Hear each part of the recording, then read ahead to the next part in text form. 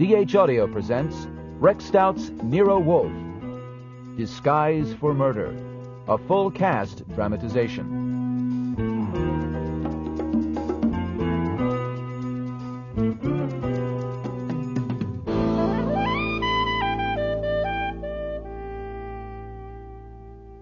I had made two mistakes. When the president of the Manhattan Flower Club persuaded Nero Wolfe to show his orchids to the members one afternoon, I should have fought it. This is a Brassavola, isn't it? No, sir, that's not a Brasso. It's a Lilia. Are you sure? And after the date had been set and the invitation sent, when Wolfe had arranged that I should stay up in the plant rooms with him and Theodore to mingle with the guests, I should have put my foot down. Could I grow that on my coffee table? Is that a pansy? No, madam. I doubt if you could grow Miltonia on a coffee table. Sorry. Well, it's near a very sunny window. But I hadn't. As a result, had been up there a good hour and a half, grinning around and acting pleased and happy. I'm so sorry. How clumsy of me. Oh, it's quite all right, madam. Your sleeve just happened to hook it. It'll bloom again next year. It was understood that the Manhattan Flower Club was choosy about who it took in, but obviously its standards were different from mine. Oh, the men were okay as far as men go. But the women... It would have been a relief to spot just one who could have made my grin start further down than the front of my teeth. There had, in fact, been one. Just one. Excuse me, miss. Are there any questions I could answer for you? About what? Oh, say, about orchids? I haven't any questions about orchids at all. Eventually, feeling that the damn grin might freeze on me for good, I beat it down to the office, poured myself 2 inches of bourbon, and sat at my desk with my feet up. Well, hello. Did you think of some questions after all? Could I have a drink? Well, sure. I got scotch, rye... Anything, quick. Give me yours. Hey. Oh, did I need that? You like more? No. You're Archie Goodwin? And you're the Queen of Egypt.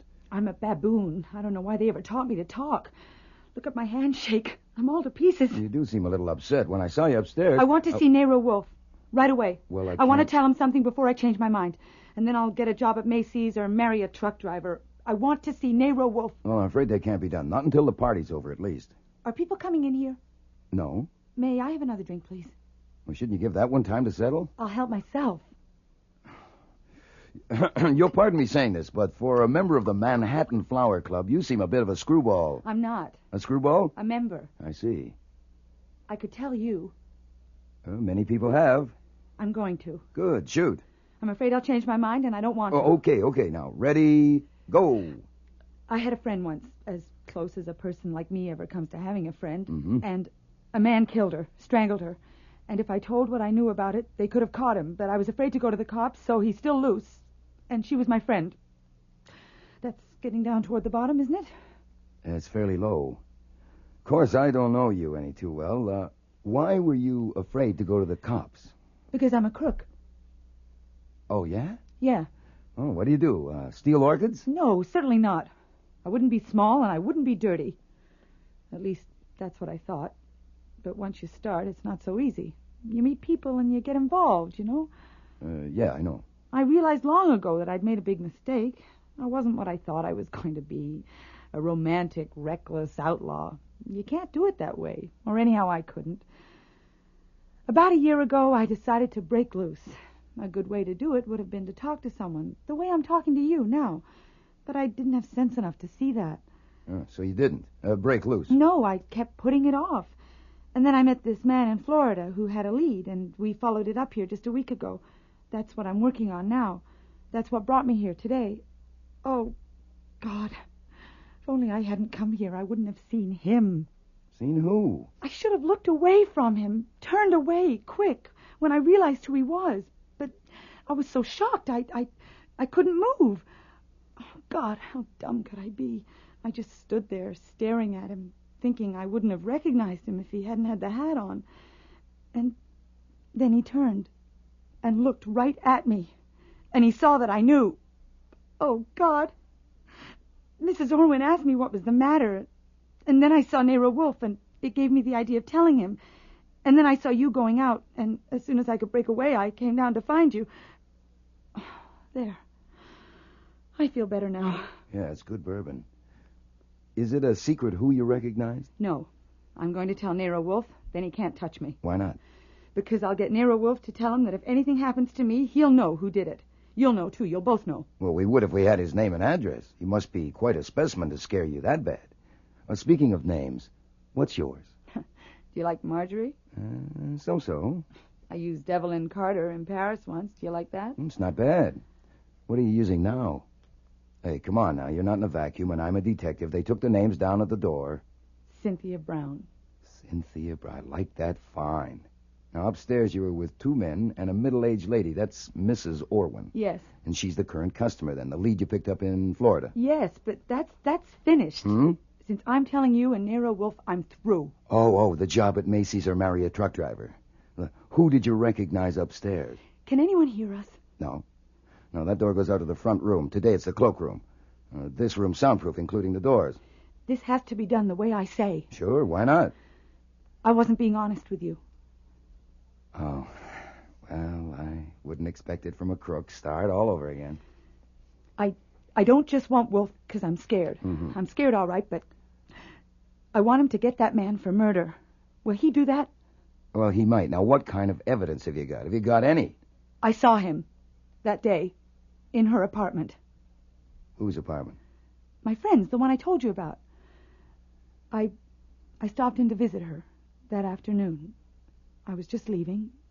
Doris was inside the bathroom, and as I got near the entrance door, I heard a key turning in the lock, and that man came in. When he saw me, he just stood and stared. I knew Doris didn't want me to meet her bank account, and of course I assumed it was him making an unexpected call, so I mumbled something about Doris being in the bathroom and got the hell out.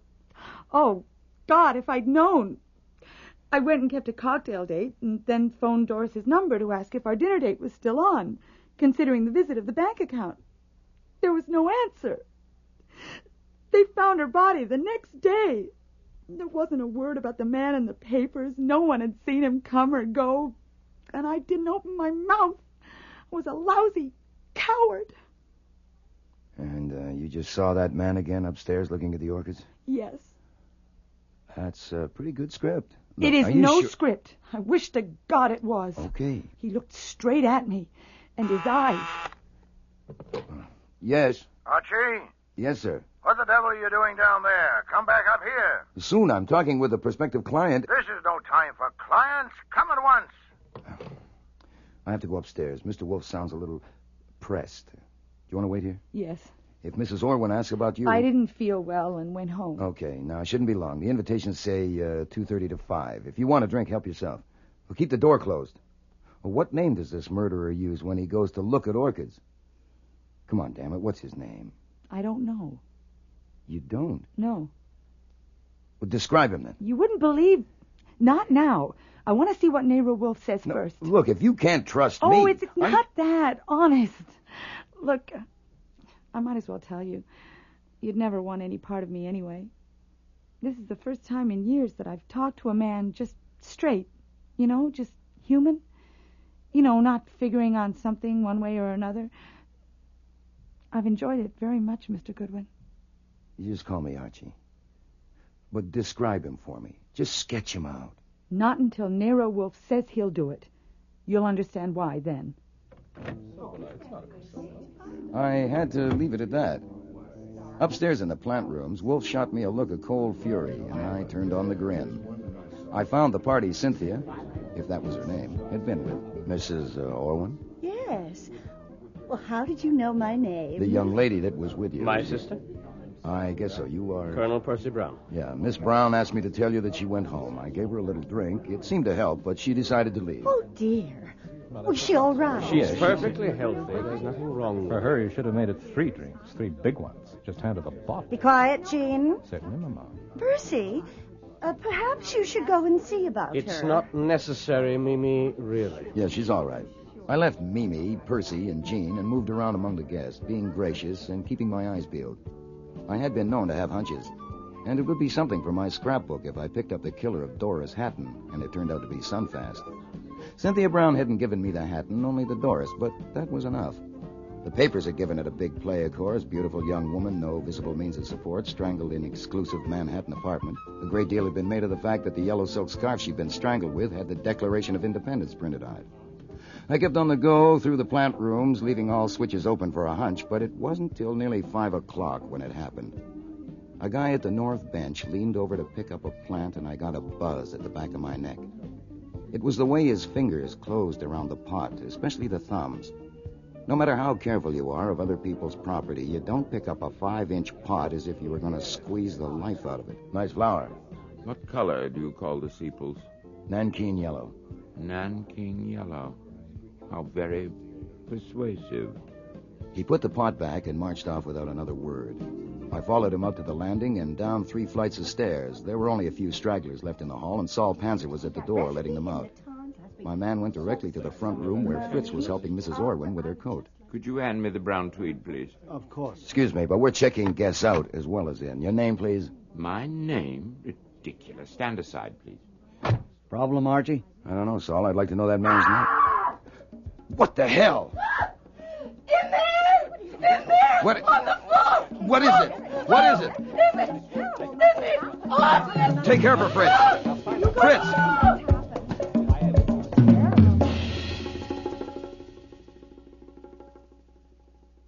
I'm here, Arch. It's too late, but send Fritz down the block for Dr. Vollmer. Right. Oh, no one leaves, Saul. Keep everyone that's left. Gotcha. Yes? It's me in the office. You better come down. That prospective client is here on the floor, strangled. I'm sure she's gone, but I sent for Doc Vollmer. Is this flummery? No, sir. Come down and look at her and then ask me. Hey, you can't go in there. All right, don't come in here. Insist on knowing what... My God. Yes, sir. How did it happen? Don't know. Who is it? Don't know. The man at the door won't let us leave. No, sir, and you can see why. Now, outside, I certainly please. can, but we know nothing about it. My name is Carlyle, Homer N. Carlyle, Executive President of North American Foods. This is my wife. How do you do? How do you do? My wife is merely acting under impulse. I wanted to see the office. I didn't even go in. I'm sorry. We're both sorry. I'll do the talking, Ellen. Now, we have an appointment, and there's no reason why we should be detained. Look, we're all sorry, but you can't leave. I insist. Look, if nothing else, your wife discovered the body. We're stuck worse than you are with a corpse in our office. We haven't even got a wife that had an impulse. Please do is the back. What's going on there, Saul? This guy insists on leaving. Of course I insist on leaving. You can't hold me here. Colonel Brown, I'm afraid...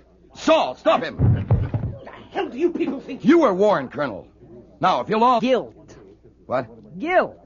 The compression got too great and boom, he exploded. I was watching him. Who the hell are you? My name is Morley. I'm a psychiatrist. Well, that's swell. Now go back in the front room and watch all of them. With a wall mirror in there, you can include yourself. This is illegal. You can't hold me here. Trying... My appointment is I'm very... Now listen to me. Make me say... Oh, here's Nero Wolfe. My name is Homer N. Carlyle. I am president of North American Foods. I Quiet! only wanted to see your office, and there she was on the floor. Archie, get this tigress off me. Ellen, stop it. Oh. Hush.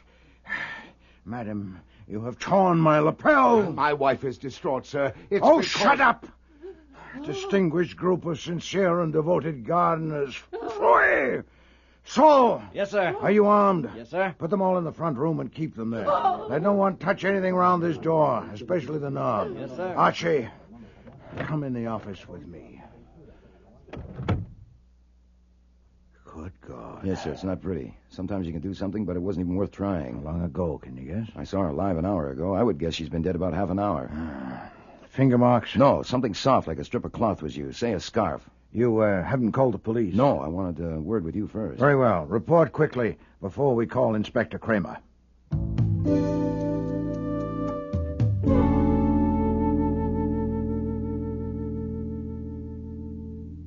Saul, Yes, Inspector?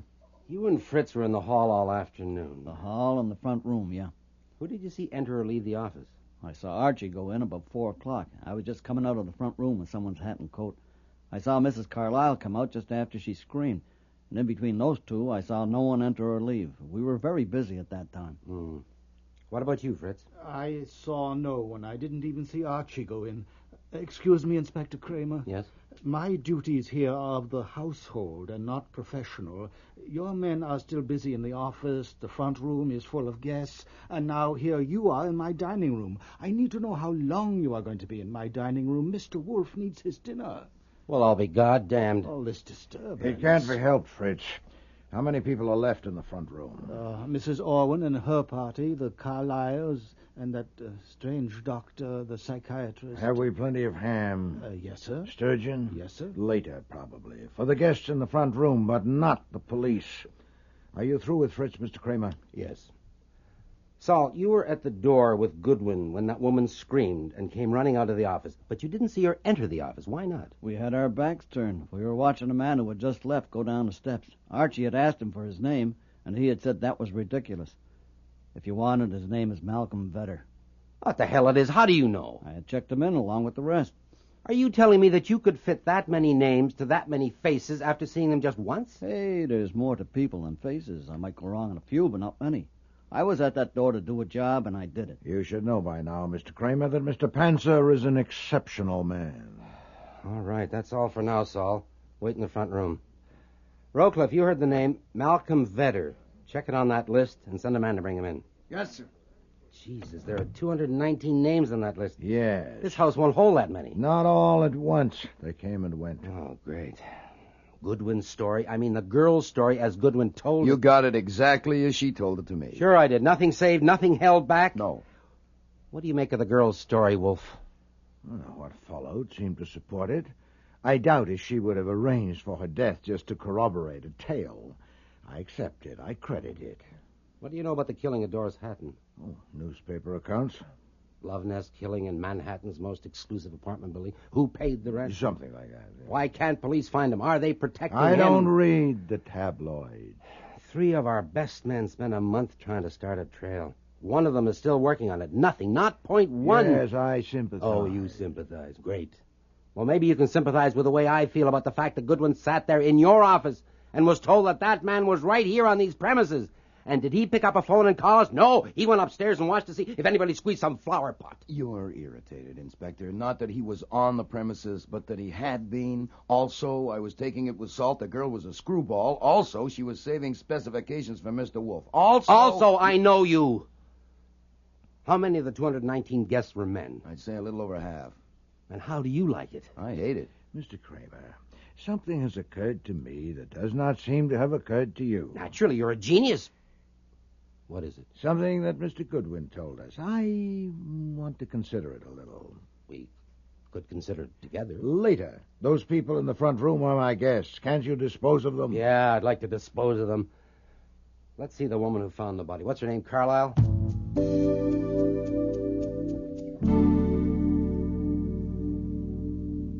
Inspector, my wife and I have been held here now for 2 hours. I know you have your duty to perform, but citizens have a few rights left, thank God. Now, why are we being detained? Mr. Carlyle, a woman was murdered here today. Well, that has nothing to do with us. I warn you.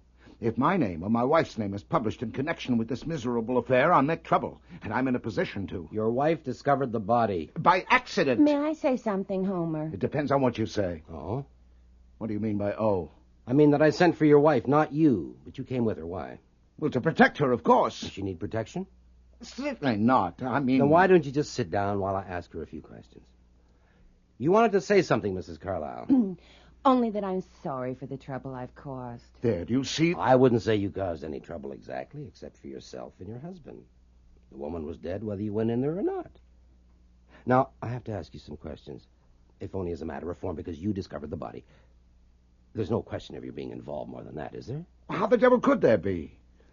How long had you been downstairs before you went into the office? Oh, we had just come down. I was waiting for my husband to get his things. Had you been downstairs before that? No.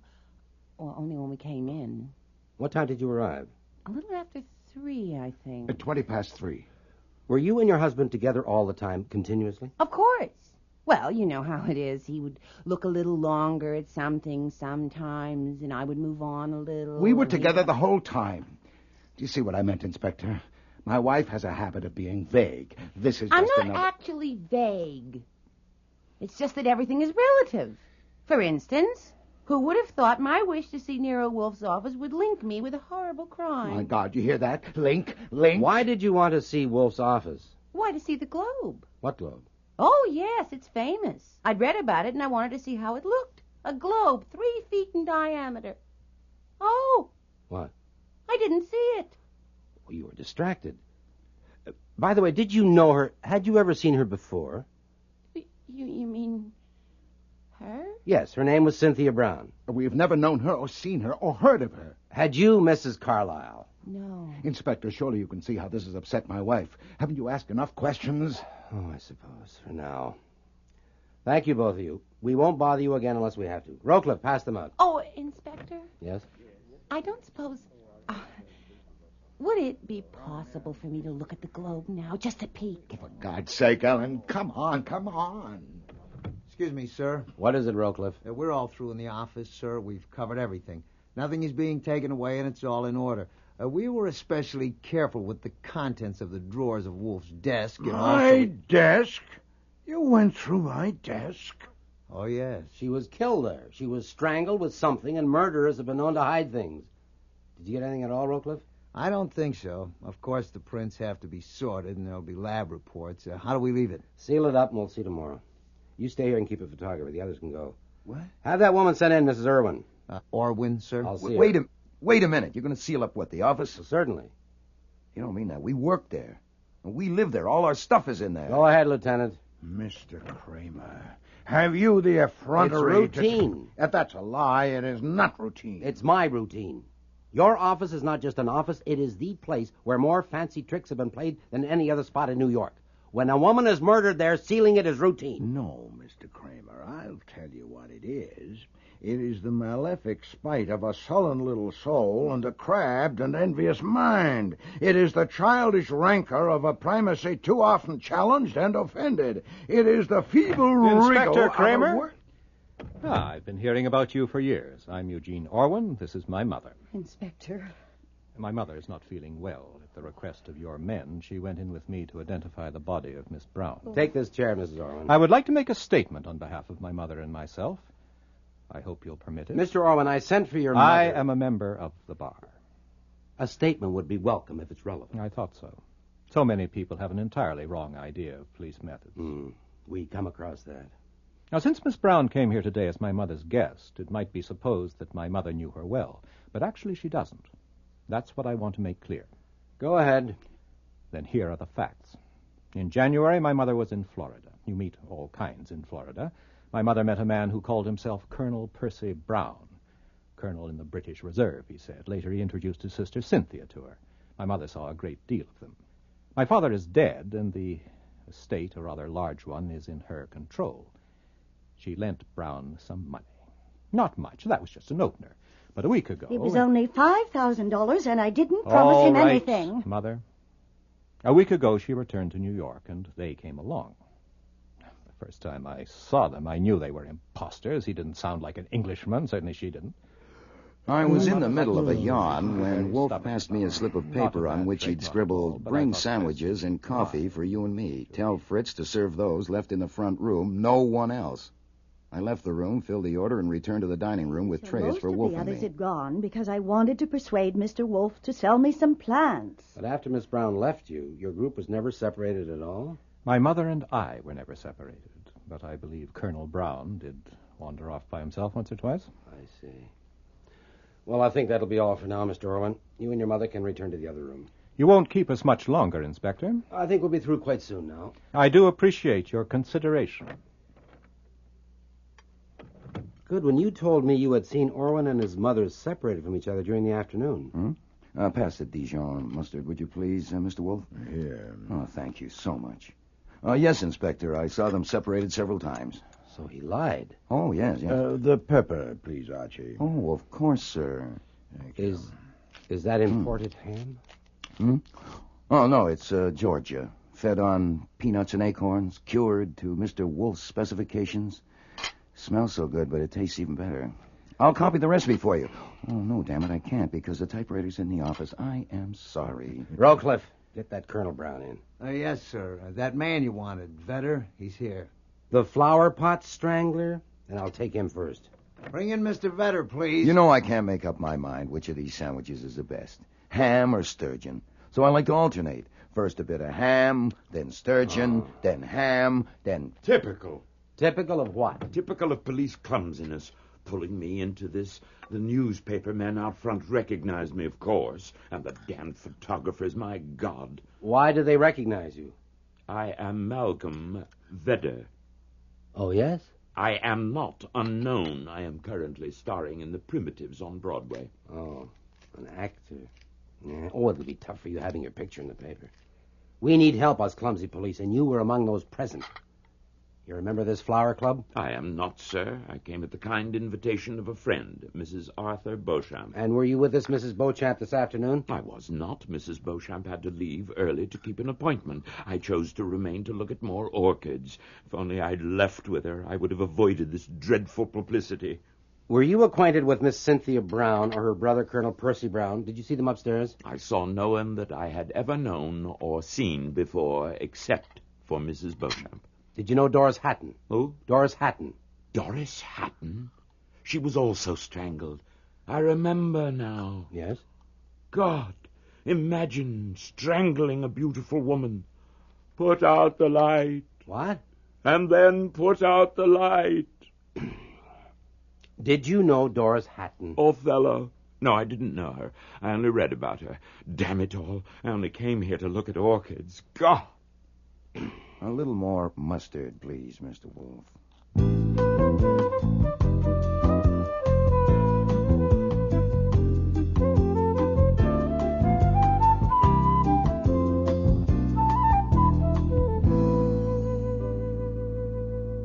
Your name, please. My name is Colonel Percy Brown. Which army are you in? I think it will save time if I state my position. I will answer fully and freely all questions that relate to what I saw or heard since I arrived here this afternoon. Answers to any other questions will have to wait until I consult my attorney. Well, the trouble is, I'm pretty sure I don't give a damn what you saw or heard this afternoon. I want to put something to you.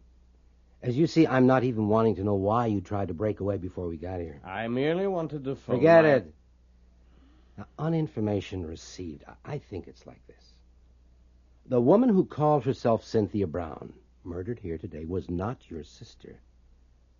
She was working with you on an operation of which Mrs. Orwin was the subject. Now, as far as I'm concerned, that's only background. Otherwise, I'm not interested in it. My work is homicide, and that's what I'm working on now. I'm listening. For 2 months now, you've been on intimate terms with Cynthia Brown. She certainly must have mentioned an experience you had recently. A friend of hers named Doris Hatton was murdered. And she had information about the murderer. She must have mentioned that to you. Now you can tell me. Now, if you do, we can nail him for what he did here today, and it might even make things a little smoother for you. Well? I'm sorry. For what? I'm sorry I can't help.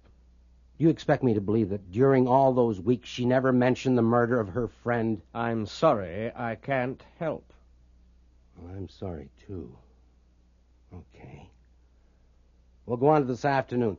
On what you said you'd answer fully and freely, do you remember a moment when something about Cynthia Brown's appearance, some movement she made, or the expression on her face, caused Mrs. Orwin to ask her what was the matter with her? No, I don't believe I do.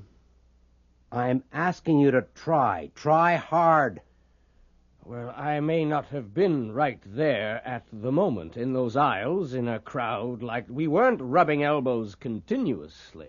You do remember when she excused herself because she wasn't feeling well? Yes, of course I do. Well, this moment I'm asking about came shortly before that.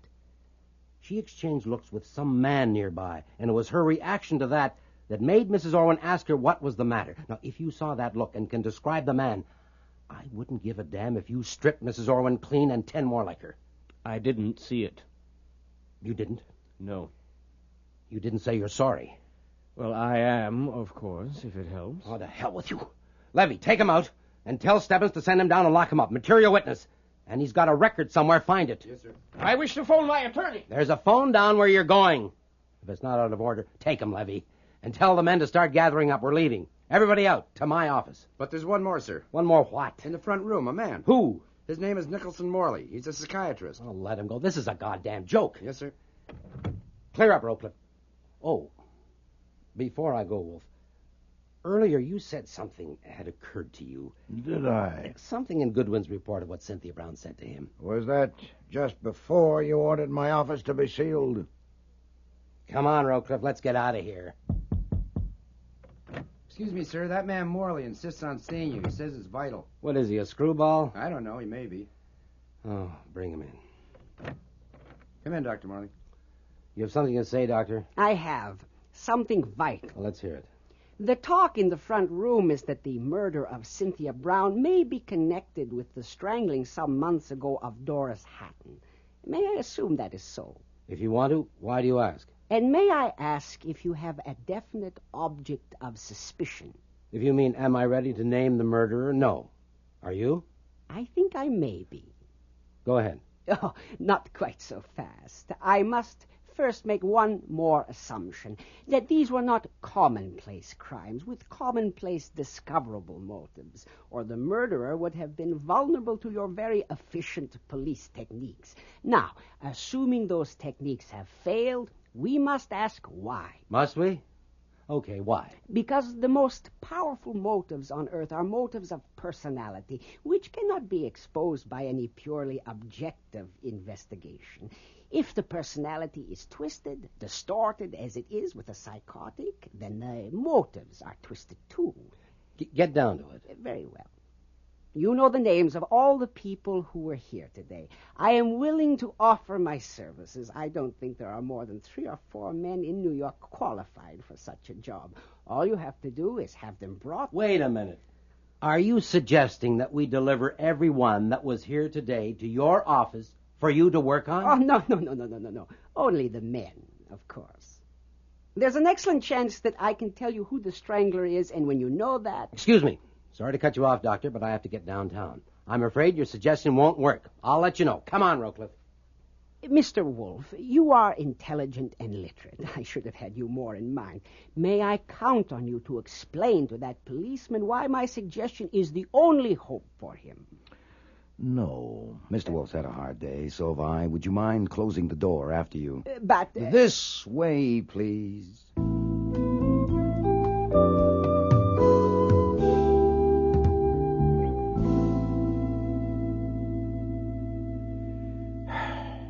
They've all gone. Everyone. Go and look at the office door. I did. It's sealed. Malefic spite. Huh? Oh, this isn't a bad room to sit in. Archie, I want to ask you something. Yeah, shoot. Do you accept without reservation the story Miss Brown told you? In view of what happened, yes. All right, then assume it. Assume that the person she had recognized followed her downstairs and saw her enter the office to join you. That he waited until you came out and went upstairs. That he took an opportunity to enter the office unobserved, got her off guard, killed her, got out unobserved, and returned upstairs. All of those assumptions seem to me to be required unless we discard all that and dig elsewhere. I'll take it that way. All right. Then we have significant indications of his character. Now consider it. He's killed her and is back upstairs, knowing that she was in the office talking with you for some time. He'd like to know what she said to you, specifically whether she told you about him, and if so, how much. Yeah. Now, I put it to you, with that question unanswered, would a man of his character leave the house? Or would he prefer the challenge and the risk of remaining until the body had been discovered to see what you would do? I'll be damned. He would stick around till the body was found. And if he did, then he's one of the bunch Kramer's been talking with. So that's what occurred to you that Kramer didn't get, huh? No, by no means. That's a different matter. This is merely a tentative calculation for a starting point. If it's sound, I know who the murderer is. Well, if you want me to get him on the phone, I'll have to use one in the kitchen. I want to test the calculation. So do I. But there's a difficulty. Huh? The test I have in mind, the only one I can contrive to my satisfaction, only you can make. And in doing so, you'd have to expose yourself to a great personal risk. Well, since one of you flinched or faltered in the face of danger to me. No, this danger is extreme. Well, so is the fix you're in. The office is sealed, and in it are the book you're reading and the television set. Now, let's hear the test. Very well. The decision will be yours. Pass me the Manhattan telephone directory and an envelope from that bureau drawer there. Take paper for yourself. Here you are.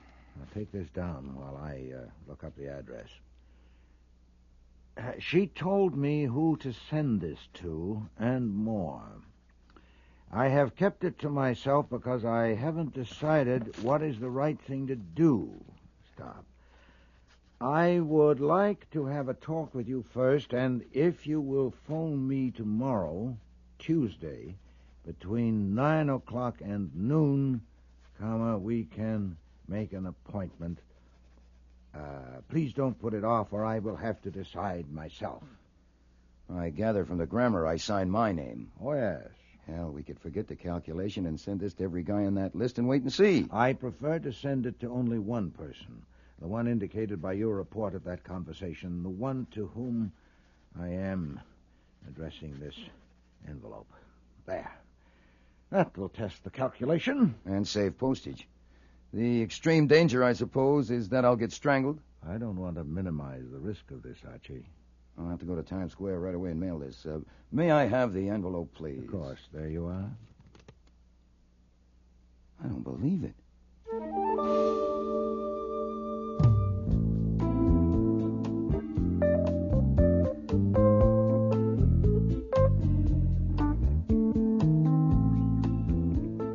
I was with Wolfe in the plant rooms the next morning when the call finally came.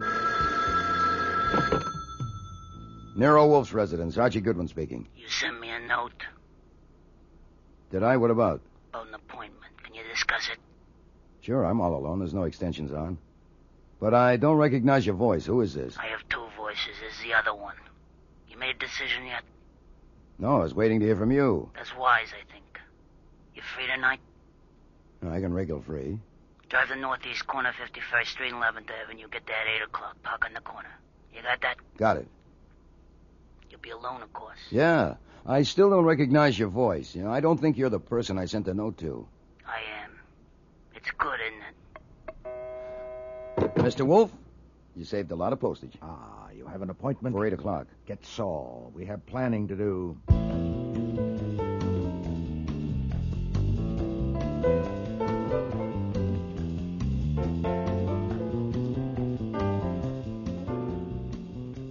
By the time I left to keep the appointment, we had no less than 7 contingency plans. I parked at the meeting place at 7:47 and cranked down the window for a good view of the filling station across the street. At 7:59, exactly on schedule, a taxi pulled in and stopped by the pumps, and the driver got out, lifted the hood, and began fiddling around inside. Saul was in the passenger seat. I rolled up my window and waited. A kid, barely old enough for high school, was motioning to me to roll down my window. You Goodwin? Yeah. This is for you. Hey, wait a minute. Come back here. Make no signal of any kind. Follow the instructions to the letter, or there will be no meeting. Jesus. Goodbye, Saul Panzer. Hello, contingency plan number 2. The instructions that followed gave a driving route so complex that even Saul couldn't have followed without being spotted, especially since I had a chaperone. A dark blue sedan followed my every turn for a full hour and a quarter that I drove in circles around New York till I arrived at my destination, a dingy warehouse near the East River. I parked as instructed in the note and waited. The sedan pulled up behind me, and a rat-like little man got out and opened my door. Well, we got here. Yeah, you damn near lost me at one light. You come with me. Contingency plans number 3, 4, and 5 went out the window when we entered the warehouse, went up 2 flights of badly worn stairs, and walked down a dingy hall to the rear of the building. In here. You sure that's him? What do you think? He'd be here if I wasn't? Okay, bud. Take off your hat and coat and sit in that chair. Hey, hold it. I haven't explained yet. All right, now the idea is simple. The man that's coming to see you don't want any trouble. He just wants to talk. So we tie you in that chair and we leave. He comes, you have a private talk. He leaves, we come back and cut you loose. Plain enough? It's too damn plain. What if I won't do it? Then he don't come, and you don't have a talk. What if I walk out now? Go ahead. We get paid anyhow. You want to see this guy? There's only one way. We tie you in a chair. Look, I don't want any trouble either. How about this? I sit in the chair, you fix the cord to look right, so I'm free to move in case of fire. There's $100 in my wallet in my breast pocket. Before you leave, help yourselves. A lousy sea. For Christ's sake, shut up and sit down. All right, suppose I show you what else is in my pocket. Here, like this gun. Ah, jeez. And suppose we all go for a little walk down to the nearest police station. Okay, wise guy. And then what do we do? Hey? Look, you either want to see this guy or you don't. Seeing how you got the gun out, I guess he's got to know you. I don't blame him for wanting your hands arranged for. Make up your mind. Well, that was it. There were no contingency plans left. And I'd promised Nero Wolfe that if this should happen, I would turn around and go home. Okay, I'll do it, but don't you tie him too tight. You know, I've been around the block, and I can find you guys again if I care to, and don't think I can't. Just put a gun on the table and sit down. How long will I have to wait? You'll see. Not long. They did a really thorough job of tying my hands to the back legs of the chair and my ankles to the front legs. Then they left, and I waited. But not for long. The door opened, and my man entered. He was wearing a gray pinstripe suit and a dark gray Homburg with a topcoat over his arm. He had gloves on. Hello, Mr. Goodwin. Would you have known me? Not from Adam. Let's talk. So she told you about me. Yes. What'd she tell you? About that day at Doris Hatton's apartment, about recognizing you yesterday? Well, she's dead. There's no evidence. You can't prove anything. Then you're wasting a lot of time and energy in the best disguise I ever saw. It's not too hard to get evidence if you know where to look. Yeah, but you haven't told the police. No. No, Nero Wolfe? No. Why not? I'd like to quit the detective business. For $100,000, I could do it. It could be arranged so you get what you pay for. How could you arrange that? We'll find a way. We'll have to, or you'll have me on your neck for the rest of your life. You threaten me? No. Believe me, I don't want you on my neck either. No, I suppose you don't. Mr. Goodwin, let me explain my point of view. Go ahead. You're quite right, of course. I don't want you on my neck. Good, of course. But I don't want to pay you $100,000 either. All right, 90. I don't want to pay you anything. Yeah, that's not being reasonable. I'll tell the cops. I don't think so. Let me show you what I have in my pocket. Is that the scarf you killed Cynthia Brown with? Yeah, it is. You come one step closer and I'll yell. Oh, they're out of hearing. Keep in front of me. They won't be back for 15 Keep minutes. in front of me. Now look. Hey, look, it's no good anyhow. There's a note for you from Nero Wolfe. In my breast pocket. Now get it. But stay in front of me. You can't trick me. Don't you want to know what it says? All you have to do is reach. Hey, what can I do? Very well. There, now.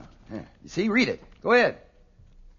If Mr. Goodwin's not home by midnight, the information given him by Cynthia Brown will be communicated to police. And I shall see the day after immediately. Right, see, it's no good. Now, he did it this way because if you had known I had told him, you might have just sat tight. He figured that you might think that you could handle me. I admit you tried your best. He wants that $100,000 by tomorrow, 6 o'clock, no later. I can't get that much by then. Okay, he'll take your IOU. You can write it on the back of that note. My pen's here in my pocket. He'll be reasonable about it. I'm not such a fool. Who said you were? Now use your head, that's all. We've got you. A little thing like signing an IOU won't make it any worse. He won't press you too hard. Here, get my pen. No, Mr. Goodwin, you haven't got me yet. Keep in front of me. You use that scarf and Wolfe will tell the cops. Unless I use it on him, too. You keep in front of me. Goodbye, mister. Keep in front of me now, I told you. What the hell's going on You can't get here? away with this. What time does your watch say? 9:32. It's not 15 minutes. I told you to come back in 15 minutes. Yeah? Yeah, well, we got to thinking. We want to be sure we get paid. I told you to come back. Yeah, well, we've had bad experiences before. $2,000 is a lot of money. Here, take it. Take it and get out. Don't take it. What's the matter? It's got germs? No, it's peanuts, you saps. It's peanuts. This guy's worth 10 grand to you, as is. 10 G's. That's a reward for him. Yeah, what are you talking about? Do you know who you got here? That's the strangler the police are looking for.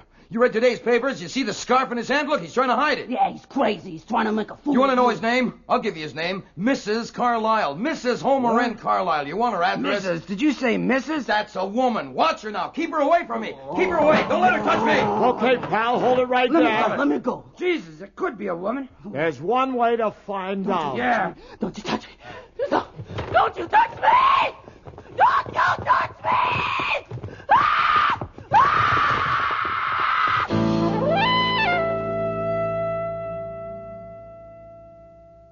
Well, I hope you're satisfied.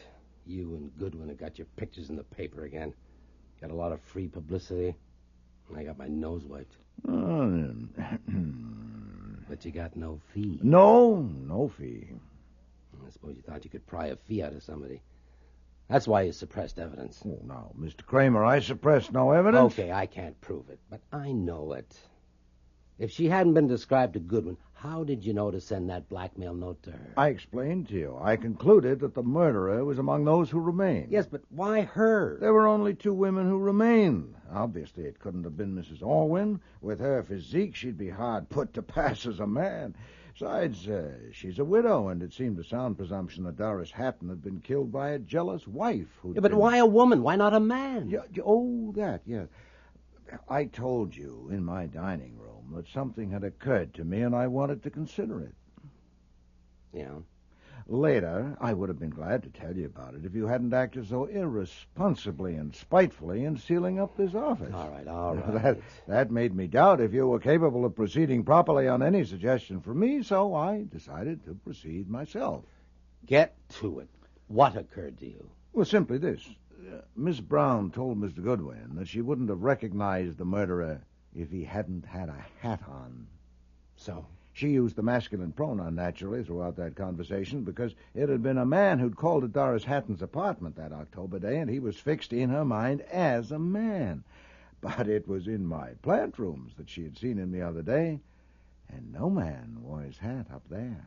But nearly all the women had hats on, so it was a woman. I don't believe it. You have a record of Mr. Goodwin's report of that conversation. Consult it. I still wouldn't believe it. Well, there were other little items. For example, the strangler of Doris Hatton had a key to the door. But surely the provider who had so carefully avoided revealment wouldn't have marched in at an unexpected hour to risk encountering strangers. And who so likely to have found an opportunity or contrived one to secure a duplicate key as the provider's jealous wife? You can talk all day. I still don't believe it.